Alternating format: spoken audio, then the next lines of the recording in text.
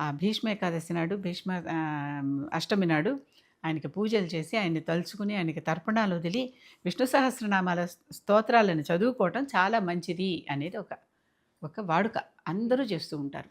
అంటే నమ్మకం లేని వాళ్ళు చేయరు. నమ్మకం ఉన్న వాళ్ళు చేస్తారు. చేస్తారు. కానీ ఇతరులు కూడా చదువుకుంటే పితృదేవతల రక్షణ మనకు ఉంటుంది అనేది దీంట్లో ఒక విశ్వాసం. పితృదేవతలకి ఈయన్ని భావించి చేస్తున్నాం కదా చేసేదంతా. కనుక అవును. అటువంటి భావంతో మనం ఈ పని చేస్తే పితృదేవతల రక్షణ అంటే పితృదేవతలు సరిగ్గా లేకపోతే మనకేవో ఇబ్బందులు కలుగుతున్నాయని భావించేవాళ్ళు చాలామందే ఉన్నారు కదా! అవునండి. వాళ్ళందరికీ ఇది సమాధానం. హుహు. ఆ రోజు గనక ఆ! చేసుకుంటే చేసుకుంటే కార్యక్రమం.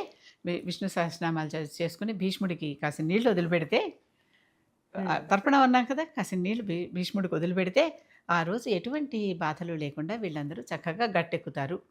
ఈ కుటుంబాలు వర్ధిల్లుతాయి. హ్మ్. వీళ్ళకి సంతాన ప్రాప్తి ఉంటుంది. ఆ కుటుంబాలు అంటే వంశవృద్ధి అంటే ఏమిటి? కుటుంబం తరతరాలుగా మొత్తం వంశం తరతరాలు. రావటం.